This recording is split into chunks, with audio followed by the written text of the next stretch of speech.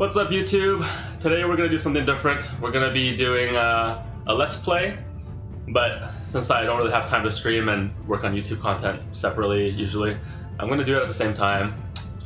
So I'm gonna be editing it for YouTube. I'm gonna be keeping a YouTube audience in mind, but I'm also gonna be chatting with the Twitch chat as well.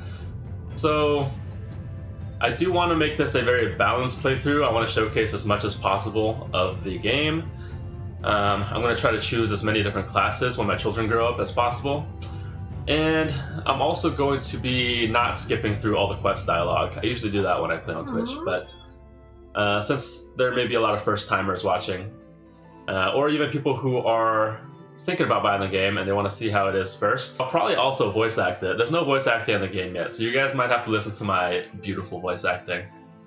And if we get repeat quests, then I won't do that, obviously. But let's get right into it. We're going to start a new game. I started a new profile for this. The way that profiles works is that you start with 2 random gods unlocked, and then you can unlock all the other gods with god points. And you get god points by playing through the game. It's actually quite easy to get god points right now. They just introduced difficulty options with the latest patch, and I was waiting for a new patch to start this Let's Play. That just hit yesterday. The game's at a pretty good, stable state right now. We're not going to use difficulty options though. Ooh, let me change that back to normal difficulty because I was playing around on the max difficulty earlier.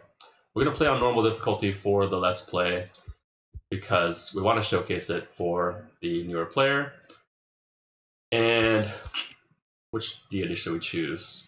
We have Horus, which is kind of like a deity of the night and beasts. And we have Lada, who's really good at mental challenges. I'll do Horse. Horse with this one. I'm on normal difficulty. Let's get right into it. God points are also used to unlock your god cards, and these are the way to customize your deities. Thea 1 was kind of linear in the way that you just play with the god a bunch, and then you unlock specific powers every time you level them up. But here you can kind of mix and match. There's a unique power for each deity. I thought I chose Horse, but it gave me a lot of. There we go, our Horse. There's a unique power for each deity, and there's 2 domains. And there's some overlap, right? There's multiple deities that have this nature domain and multiple deities that have this magic domain. But you can get up to 2 extra characters through the first 2 god cards, and then the other god cards are kind of minor, so you can get stuff like start with extra food and an extra piece of equipment. But we don't have any of the god cards unlocked on this profile. I'm going to do kind of a naked playthrough, so we'll just start with a hunter and a scavenger. Everybody gets an extra warrior and child on normal difficulty. I found out yesterday that the highest difficulty setting, you don't get this warrior at all, so you start with only 3. But you get to choose somebody to be your chosen. It doesn't really matter too much at this point. There probably will be more interactions with the chosen later on. But for now, it kind of is just a thing. You can name one after yourself. So let's make our hunter the chosen. What do we want to name him? We're doing a Let's Play, so let's be this guy and let's name him Playa. Oh yeah, I also wanted to say that I made a new Discord channel. So I'm gathering a few followers now on both YouTube and Twitch. I made a Discord channel. I put the link in my Twitch profile, and for the YouTubers, I'll also put it down below in the comments when I publish this video. Alright, so when the game starts, you get this quest from good old Theodore, if you remember him from Thea 1. Well, hello there, Chosen. Welcome into the service of the gods. As a believer myself, I am happy to be the one to guide you. He gives you a cosmic seed. If you remember Thea 1, there were 3 endings, right? You could save the cosmic tree, you could destroy the cosmic tree, or you could leave the seed in the hands of the orcs and the goblins. I'm not sure exactly, but I think the setting of Thea 2 is that you did the middle path. So everything was kind of like in darkness. There's goblins running around and orcs. So who are you? Theodore is the name, but little old me is not relevant here. You are. I'm here to tell you some basic rules and hand over any divine objects that may have been bestowed upon you. First and foremost, the Cosmic Seed. Cosmic Seed? Yes, Thea is far from a land of prosperity. Darkness was defeated long ago, but it is not gone. It lurks in the corners and attacks at night. The Shattering tears the earth asunder, and a scorching light takes hold of folk without protection. How does it relate to the seed? The seed, and others like it, is a gift of the divine, a piece of the cosmic tree itself. It can grant great boons. It allows you to set up a village and provide divine protection there. But if you wish for the life of a traveler, or if you are skilled enough to create another seed one day, this seed can be used to forge divine artifacts or even bring back a comrade from clutches of death. So, one cannot build villages without a seed? Indeed, you catch on fast. Without the seed, or different means that other factions may possess, a village attracts the curse of light and is taken by it within days. And if somehow that does not happen, terrors of darkness will drive your folk insane. This is how it has been in Thea for many centuries now. It is why we struggle to survive. Just another day. Anything else I need to know? I may pop up now and again to tell you things, but for now you must take your first steps into this hostile land. Remember to check for resources on the map for gathering, set up camp for craft and cooking, and check your inventory to make sure you are well equipped. Here, have some wood so you may heal when camping. My advice is to explore, learn the ropes, and only then decide on a settlement. Thank you. Thank you for the good advice. Alright, so whenever you do some sort of quest dialogue or you clear monster nests or stuff, you get research points and experience points. We'll get more to those later. For now, we got a little bit of food, a little bit of wood, and we got some research points and EXP. So he was talking about the cosmic seed, how it's used to create a village or powerful artifacts. Let me X out the tutorial here. If I go to the camp screen here, I can show you. Here in the crafting area of the menu, you can go to New Task, and there's something called Design Mode, which is new in Thea 2, but it allows you to basically use any material to test out combinations out of the stuff that you've already researched. So I haven't researched like great swords, for example, so I can't actually get it in design mode until I do research it.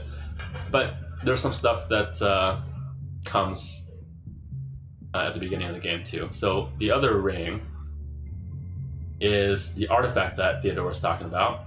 It's made out of the cosmic seed, and you have to have some higher tier resources. You can't make them out of basic wood and metal and stuff.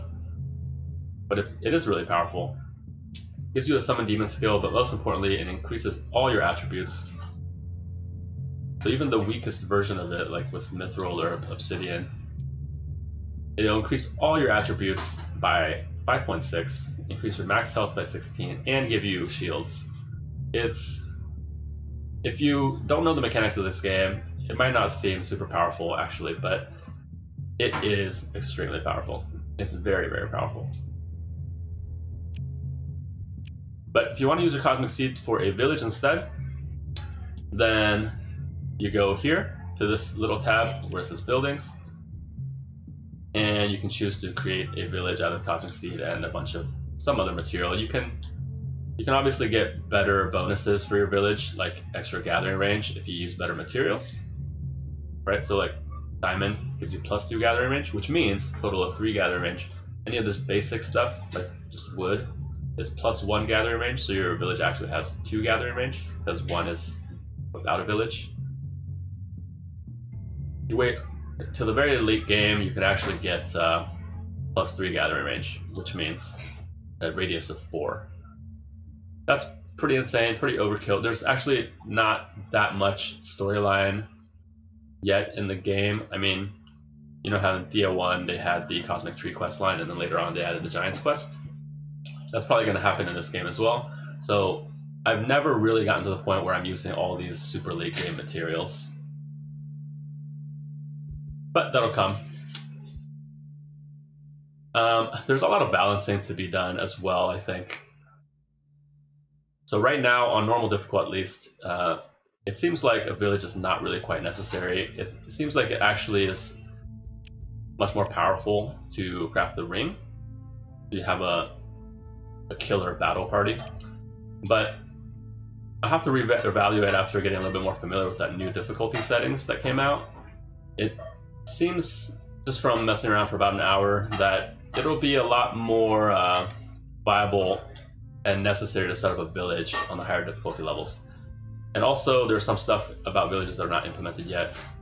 That'll make villages more important, I think.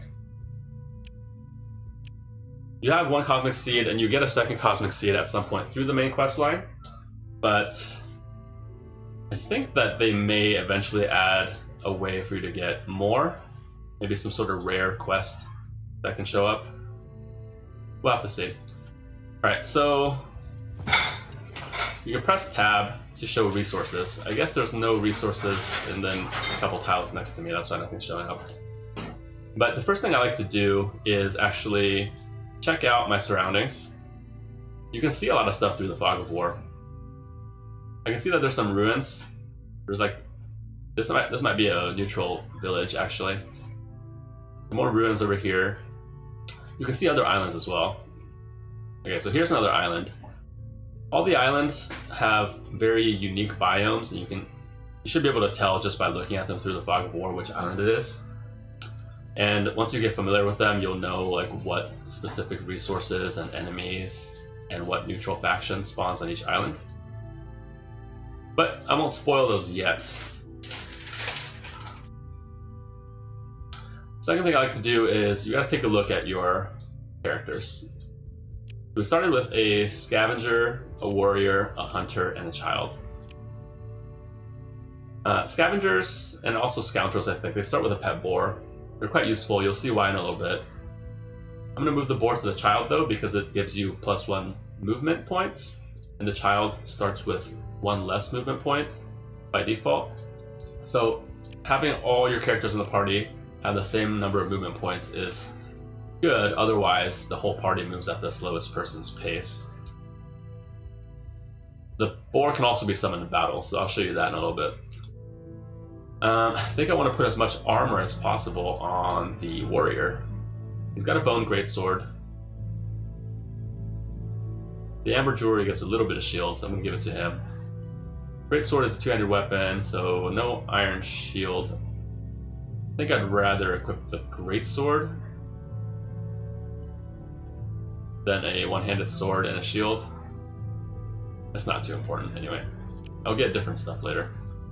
We also got a tab here and check out their innate skills. The warrior here has something called blunt attack, something called showing off, and a skill called headbutt. Our scavenger has trash attack, strength of the swarm, and soul tear. So I'm not going to go super in depth with them right now, but you'll see as I play. Hunter's mark here is a really good skill. Sneak attack is a really strong skill as well. Hunters are pretty good. The child. Something I will mention right now is that children have this skill, quote unquote skill, that's called child growing up. So this little number on the right side of it, you see there's a 33. That tells you how many turns your child would grow up in. So as you can see, there's a lot more emphasis on taking care of your children in Thea 2 than in Thea 1. In Thea 1, they were just an inventory item. Now they actually participate in battle. You can tell when they can level up. They gain skills and level ups. So yeah, they're much more important, and it's much a deeper mechanic now. There's also tags, so some people have like the attractive tag and the beautiful tag. Those play a role too.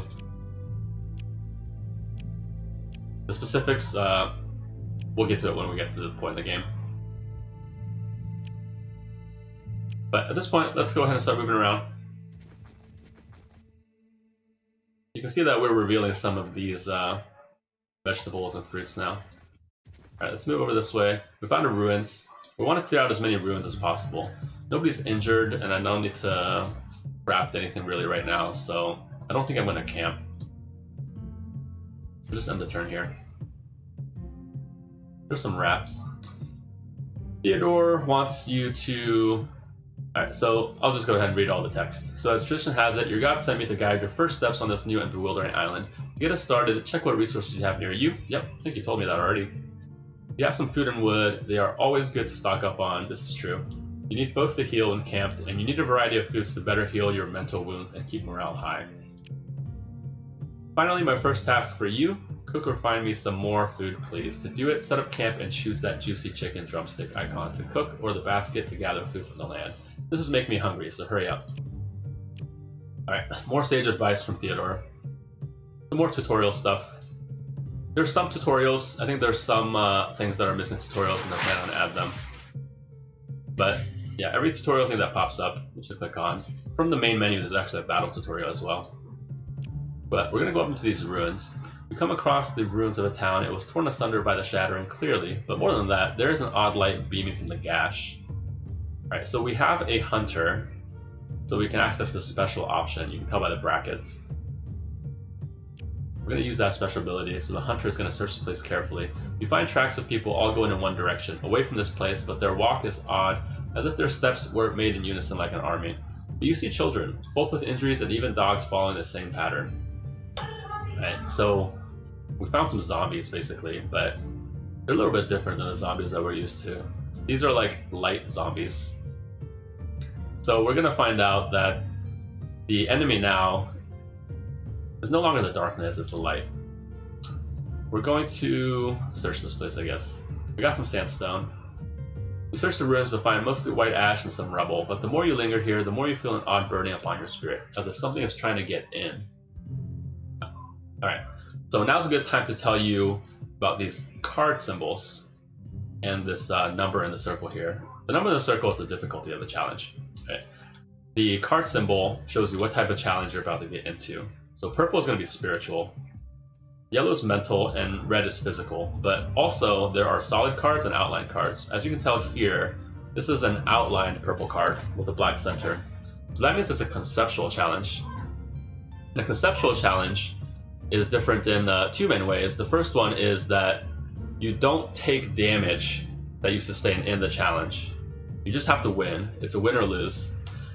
The second one is that you cannot use skills that you get from your weapons. So your weapon attack also counts as a skill. You can't use those. You do get passive abilities like extra shielding and stuff from your equipment, but for doing damage, you need to rely on your innate skills. So that's why like our warrior and our scavenger, they had some innate skills that could attack, make them attack without a weapon. Those are really, really important for conceptual challenges. When you click into here, there's an auto resolve button. You can check what the game thinks that you're gonna, what result the game thinks you're gonna get, but that's not very accurate. There's a lot going on in the battle system in this game, so I'm not surprised that it's very difficult for the game to calculate very accurately on auto resolve. But you can check the preview, and then if you don't like it, you can just resolve manually. You can go back and just do the fight yourself. So we're gonna do that. A little tutorial pops up the first time.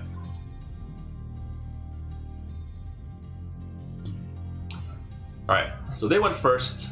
I actually have a separate video for a combat tutorial already loaded up on YouTube, and there's also a tutorial in the game itself, so I'm not going to go super in depth on that. I'm going to play out the battle. I want to play out my guy that does decent damage first, because earlier means that they act with less delay. Nobody else can really do much damage in these spiritual battles, so I'm going to go ahead and end the turn. Go on to the next round, so I can perform my next action. We're alternating with the enemy here. And I think that I want to play the scavenger again, because he's kind of the only one that does damage.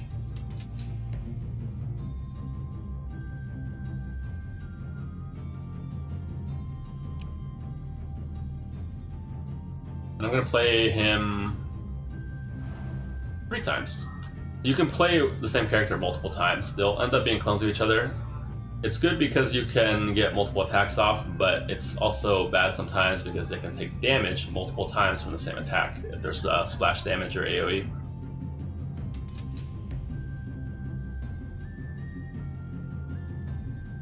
Alright, lastly I'm going to use Hunter's Mark to weaken an enemy. Guess I'll do it on the guy with poison.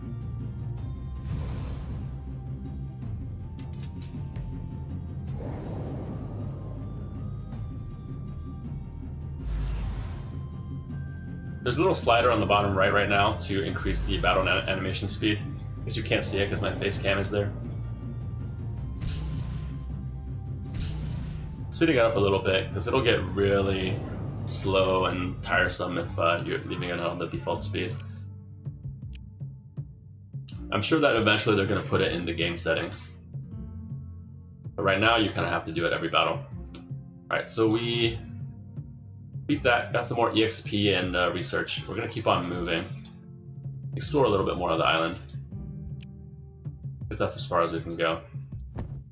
Can I gather some wood in one turn? No, I can't. I don't have any gathering tools, I think. So I'm just gonna not even camp.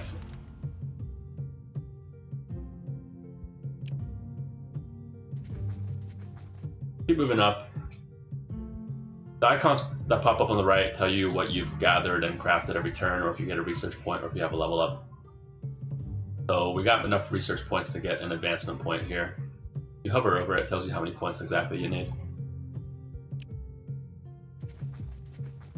Alright, moving up here, there's another ruins, which is excellent.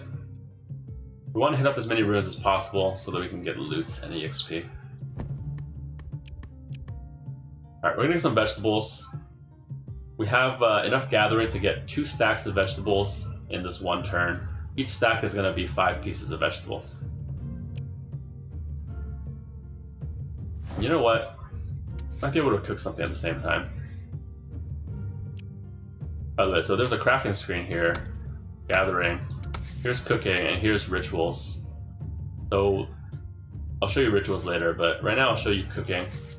It looks exactly the same as the crafting screen, basically, except you're going to be looking at cooking recipes. Real quick, up here on the top left, you see that there's one for materials as well. There's a little tab that says materials. That is for the really higher tier crafting materials. You actually need to combine stuff like wood and gems together to get stuff like crystal wood. That's going to be in this tab once you have it researched. Alright, for now, we're looking at food. I'm going to cook up some meat with some fruit. I'm going to favorite it because I'm probably going to use this recipe a lot. I'm going to click confirm. They actually can't do it in one turn, but not a big deal. I'll just leave them in there anyway.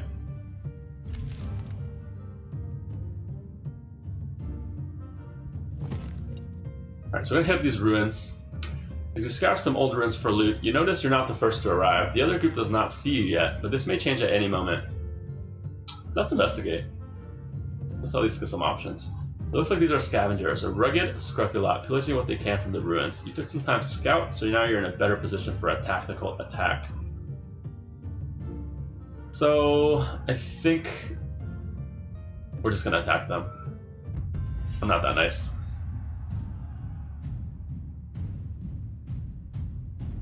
Alright, so the scavengers don't do very much damage, so we're actually probably okay doing whatever we want. Let's put out our greatsword user up here. We have some splash damage. Greatswords do horizontal splash.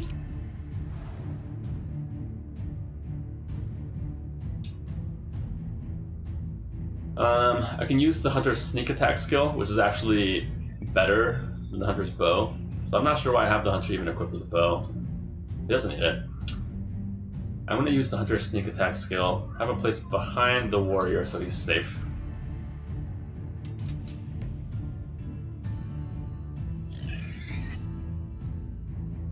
The hunter's sneak attack skill has free targeting. By the way, if you mouse wheel on any card, you can zoom into it. It has free targeting, which means that you can select any opponent to hit when his turn comes up.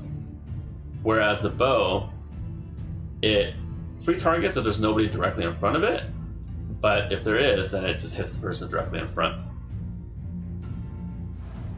And now we have 2 more action points to spend, so I think we want to play another copy of Greatsword? Let's do that.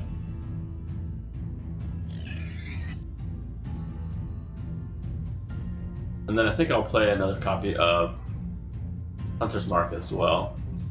Oops, sorry, not Hunter's Mark. Sneak attack with the Hunter. The enemy used weakness on our guys. It's a debuff. And now with our last action point, I'm going to summon a boar. We gave that boar to the kid, if you remember. I'm going to summon the boar in front of one of their boars. The reason I summon at the end is because I want to, 1, see where the opponent places their cards to see where I need my meat shields. and 2 summons actually have a 0 delay. That might be changed later on.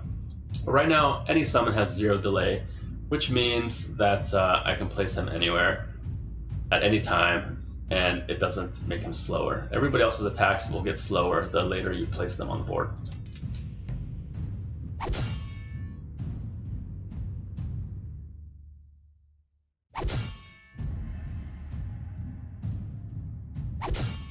The boards actually do vertical splash damage, kind of like a spear.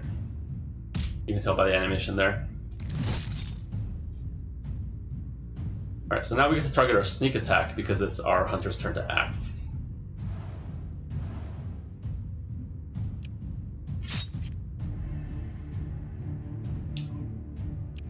Sneak attack is quite strong because it has the blue poison effect. It's just a stronger version of the regular poison. We did take a little bit of damage, unfortunately, but that's okay. We'll heal it up in no time. Alright, you skillfully dispatch the enemy. You're now free to continue searching the ruins. I think that we're going to check the south side. We got a sandstone battle axe and some amber. Research points and EXP. I don't think I'm going to equip that battle axe on anybody. But I can see in the fog of war there's more stuff here, so I'm going to go that direction. Alright, so we found a village. Slavian's village is the human faction. That's usually on your starting village. And we'll be able to interact with them in certain ways. I'll show you in a bit. So let's camp and hit up these vegetables at the end of our turn. We gotta make sure we have food.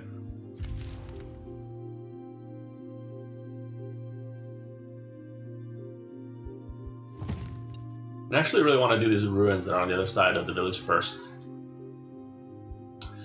You come across the ruins of a town. It was torn asunder by the Shattering, clearly. But more than that, there's an odd light beaming from the gash. That's the same thing we did before. So let's do the same thing. This time we'll do a different option. Follow these tracks. Follow the tracks and find a group of folks. Their eyes empty with light, their limbs slacking yet not slow. They stare at you and walk away, but a group of light wisps shoot your way. Alright, we have a battle. We're gonna defend ourselves.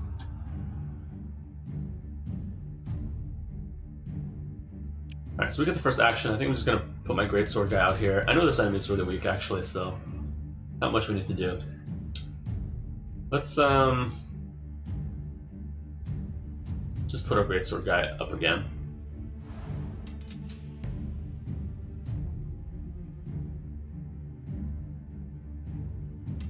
I think what I'm going to do is Hunter's Mark. So I didn't need... If I wasn't planning on playing him on the board, then it doesn't matter when I do it. That's why I ended the turn to see where he puts his guys out first. We can put a boar out here. Because when summons take damage, there's no consequence for you. When you use Hunter's Mark to weaken this enemy, it's 3 clones of the same enemy. So when you debuff one, they actually all get debuffed because it's the same guy. So damage went from 2 to 1. Why don't I just do it again? Now his damage is at 0. So we won't take any damage in this battle.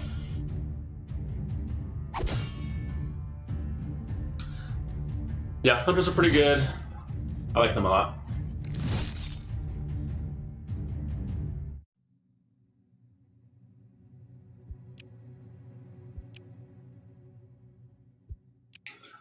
Okay.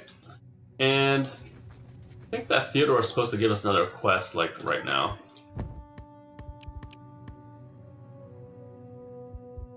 We might have to cook something. I think that he doesn't give you the quest until you finish cooking something, so we're gonna cook. You find a small abandoned house. Most of it has collapsed. You see signs that someone tried to move the debris to get something, but their efforts failed. Alright, so this is a difficulty 2. It's a bit harder. I'm not sure if we can do this, but we might be able to with our Hunter's Mark. Alright, auto-resolve is obviously going to tell us we fail. We can try it out. It is a conceptual physical battle. So being physical, our Hunter and our Warrior are doing decent damage.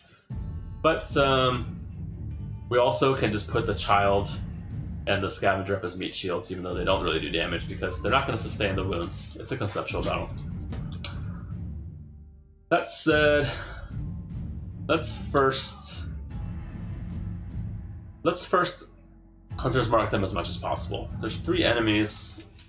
I'm not sure if they're all the same strength. Right, they're playing one guy multiple times. Let's see if they play this guy again. Alright, they do. This other guy's not that strong. So let's see what happens if we use Hunter's Mark 3 times on this one character. That didn't do too much. Use it again.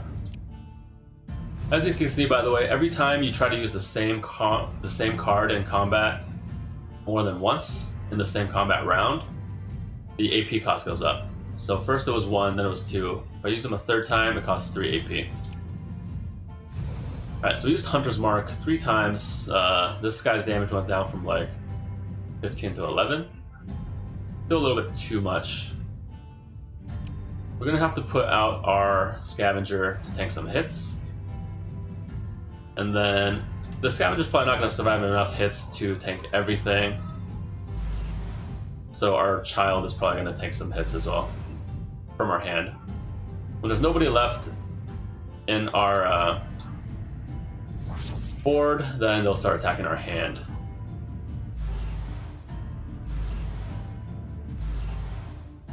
Ooh. Alright, so it looks like they hit your hand randomly.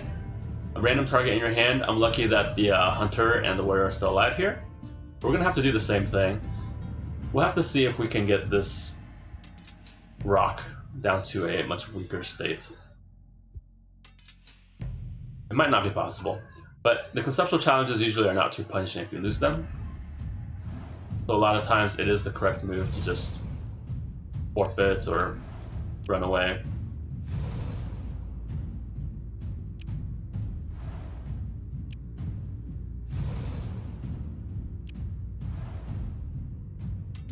Yeah, I don't think that we debuffed it enough. Because they're still going to do too much damage.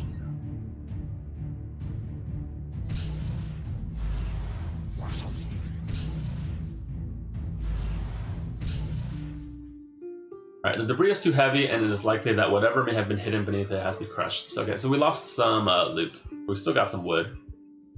Don't give up, push yourselves to clear this. I wonder what happens if we click this option. Maybe we just take some damage and... Yeah, we take some damage. You're dead tired, bruised, and hungry, but you finally clear the debris. Underneath, you find absolutely nothing but the wood you shuffled. Okay, so it was a waste. But I think there was probably a random chance that we find some loot. Oh, we got some more wood. And EXP and research points are always valuable. So we have our first level up now. And this is one of my favorite parts of the game. So in Thea 1, when you leveled up, you just gained a random stat on every character. And sometimes it was a stat that they did not need at all. Now you can actually choose what stat they level up. So let's see, for our warrior, for example, I can choose 2 perception, 1 destiny, or 1 intelligence. It's a bit unfortunate because the warrior really needs strength, but I think I'll go ahead and choose the +2 perception. Slav, our child. Do I want to pick +2 destiny or wisdom or mysticism?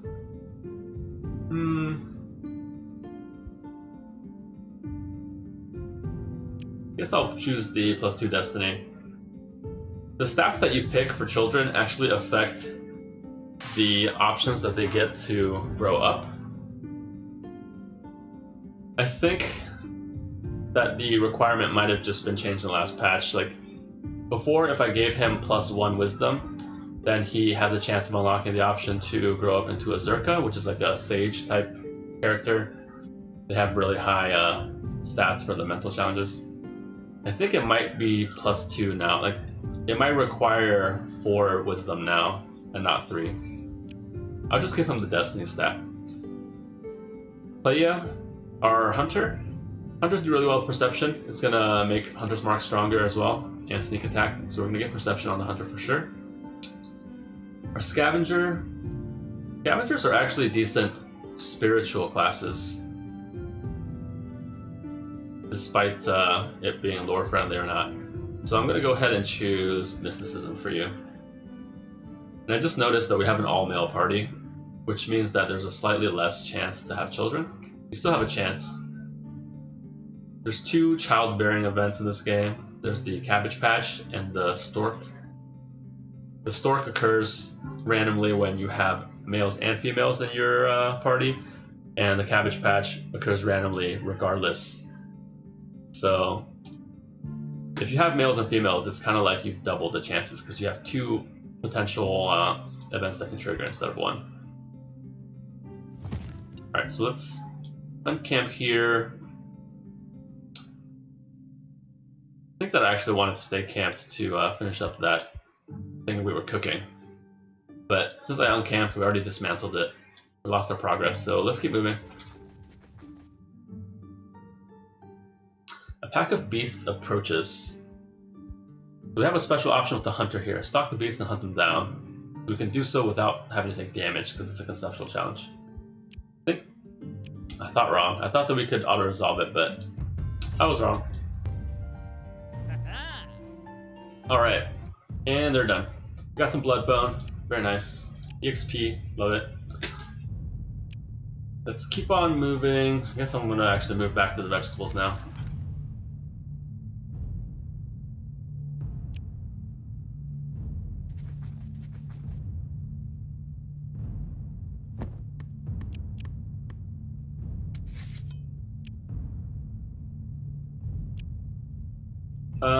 Ooh. I'm out of meat now. I'm out of meat. I ate all the meat, so I can't cook it from that anymore. But we can actually go to the advancement screen. So this is the gathering research screen. There's a crafting one. There's a food one, and there's a buildings one. What I'm going to look at right now is the food one. I can't cook any more recipes from this one, so I have to research something else so I can actually cook something. Let me check what we actually have.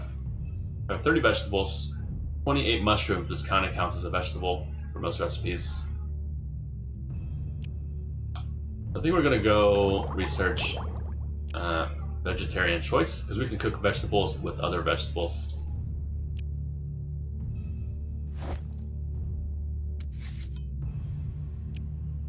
Let's do that. Let's cook some mushrooms and some veggies.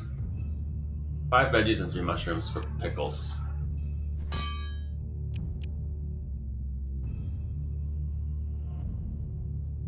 And click this button to show the characters that are already doing stuff, otherwise it only shows free characters. I want to try to make sure we do this in one turn, so why don't you go here? The child can go here. Alright, so the main quest does progress now. Here's Theodore, because we cooked something. Yummy, well done. And here one must have a good drink too. Now, the same way you cooked, you can also craft equipment and later buildings in your village. You can also design recipes to see how they will turn out. Oh, and if you made special food you need for something, or more likely you gathered good wood or better food, and you do not want them eaten or burnt, make sure to exclude them. You'll find a looking glass icon in your camp on the top left side or on the radio menu. Don't forget to spend your research points. You can see your research tree at the top right corner. So now you have this sorted. I know of an abandoned house you can explore. Who knows what mysteries you'll uncover there? Well, I know. Remember to check your inventory before you venture out. Good tip. Alright, so an abandoned hut has appeared somewhere. Right here. We can see it because it's somewhere that we've already revealed in the Fog of War. Sometimes it appears in the Fog of War, so you still have to find it. And he was telling us to go here. This looking glass icon is the group management tab. I can't think of a reason not to allow use of new food items because it's pretty important to be eating food all the time. But we don't want to burn all our advanced wood that we find, so I can turn this off. The thing is, they actually did implement a change in Thea 2 where it's not random what wood you burn anymore. They actually burn the lowest level wood first. So you only burn higher tier wood if you have no regular wood. This area on the right, I'll go ahead and explain now. It's the morale section. And the morale section is the replacement for Thea 1's food type system, it's still similar in that you want to have 10 different types of food at least that your party is eating at all times. But it's no longer just you get the bonuses for whatever you were eating that previous turn, like in Thea 1. In Thea 1, you could just eat like one food all the time, and then right before a tough battle, you could eat 10 different types of food, end your turn, and you'll all of a sudden have all the buffs. The morale system is now, you have to gain that morale slowly. So every turn, since I'm eating 6 food, I'll gain 6 morale, up to a maximum of 60, because I have 6 food. So you have to have 10 food to gain a max of 100, and you'll gain 10 per turn. So you get different bonuses. As you can see, some of the bonuses are really, really good. 10% damage, movement points are extremely good. Task efficiency, though, so they actually help you for gathering and crafting as well. Extra shielding, extra hit points, regeneration. Yeah, so they're really nice bonuses. And I also need to mention that the yellow HP, which is called Sanity, the way that this heals is by draining from your morale. So you'll never heal it if you have low morale. And if you have high morale, then it'll drain in order to replenish your sanity. HP is the same as in Thea 1, you just heal it by camping. And Faith is going to be healed by a ritual. So we'll probably see it later on.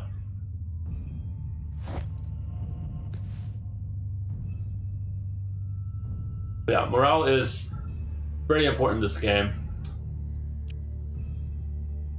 And I think that now we want to go ahead and go to this witch hut. Oop, I think I just spoiled it for you. Sorry, abandoned hut. You find Theodore's abandoned house. It is nestled among some trees and looks rather old. Inside, the place is surprisingly lived in and well taken care of. There's even a fireplace. You hear an old woman's voice croak at you. Well, well, well, dinner guest, how splendid. Do come and stay forever. Ha ha ha ha. Alright, we want to leave because we don't want to stay here forever. There's no way out. The doors are gone. You will have to face this hag to escape. Alright, so we have the choice of just fighting her, or we can do a mental fight. It is solid cards, so it's an actual fight. It's a mental fight, not a physical fight, but it is a fight, not a mental conceptual challenge. Let's do that. I think that she's actually pretty strong in this. We could auto-resolve and win, but we'll resolve it manually. Alright, so who does damage? I guess only you actually do damage. You have a wand equipped, that's why. Alright, so this witch has this skill called Rain of Frogs, which means that it has this type of AoE. It hits the entire battlefield except the caster. So it'll actually hit everything that I put out on the battlefield. It's a pretty dangerous attack, but if the witch had other allies, it would damage its other allies as well. But the witch is only going to play itself. She's the only person in this battle, and she can't hurt herself with it. Even if she puts out clones of herself, she won't hurt herself. So I think what I want to do is Hunter's Mark, so it doesn't really do damage to me. For Hunter's Mark once, it goes from 8 to 6.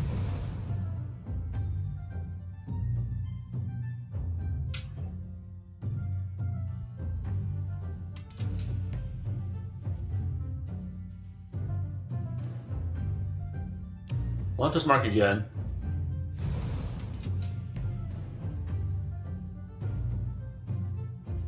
Gotta love that Hunter's Mark. Alright, so it does 2 damage now. It's still gonna do quite a bit of damage to my scavenger here. I definitely do not want to play any clones of my own guys, because then they're taking twice the amount of damage from every single hit.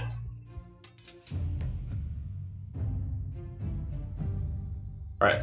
So you're using kind of a bow attack with your wand. It's that type of targeting method. So since there's nobody standing right in front of them, we could choose the target. Doesn't matter in this case, they're all the same target.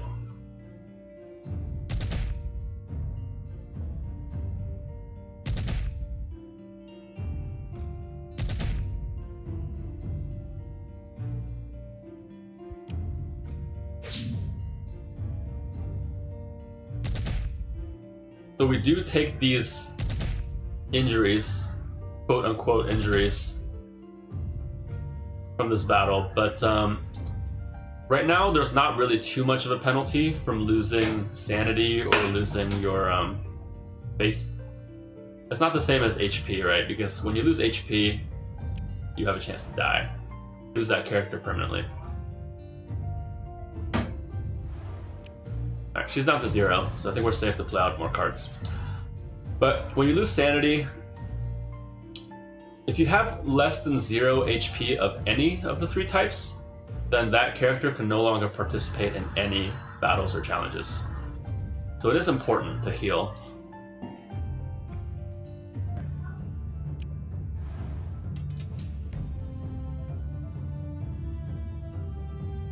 She's at 0 damage. So I'll just put out my strongest attack character. Finish her off.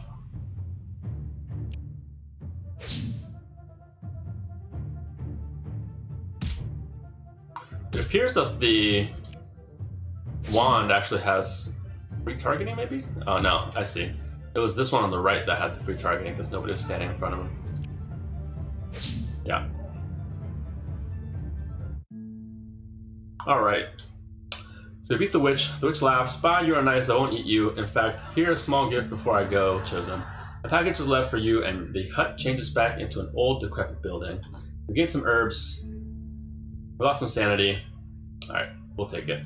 Theodore appears. Well done indeed. As chosen, it is your job to stay alive. You must either dominate the lands or solve the Shattering's mystery, or else all is lost. And for that, you must live. I shall be back soon for a final task from me. Yeah, sometimes it takes him a while for him to show up, but hopefully he'll show up in not too long. He disappears. Sometimes you can get a cat from this witch, which is a pet. Chat tells me that you have to do the physical battle to have a chance to get the cat. So what the cat does is it gives you a mysticism boost. I think it's just +1 mysticism. You equip it in the pet slot, because that's an inventory slot now. It's really cool. And it used to be a really easy way for your female children to grow up into witches. However, the requirement for having the witch option is now 4 mysticism on a female, so the cat itself won't do it anymore. You have to have the cat and like a ring, or you have to have the cat and a level up of mysticism. Alright guys, YouTubers, thank you for watching. That'll be the end of our first episode. I think this episode went on a little bit longer than I wanted it to, but anyway, hope you enjoyed it. Hope it's been informative so far. And if you like it, please like and subscribe. I will be recording the next episode like basically right now because I'm streaming on Twitch, but I'll upload them very soon after this one. And don't forget to check me out on Twitch as well. Check me out, check my Discord out as well. And we'll see you soon.